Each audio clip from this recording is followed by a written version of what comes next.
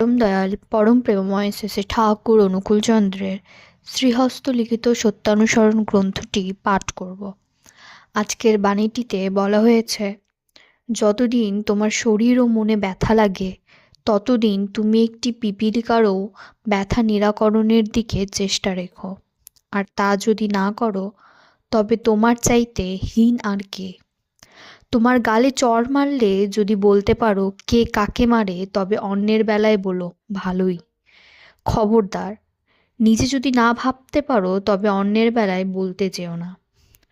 যদি নিজের কষ্টের বেলায় সংসারী সাজো, অন্যের বেলায় ব্রহ্মজ্ঞানী সেজো না। বরং নিজের দুঃখের বেলায় ব্রহ্মজ্ঞানী সাজো আর অন্যের বেলায় সংসারী সাজো। এমন ভেলেও ভালো। যদি মানুষ হও তো নিজের দুঃখে হাসো আর পরের দুঃখে কাঁদো।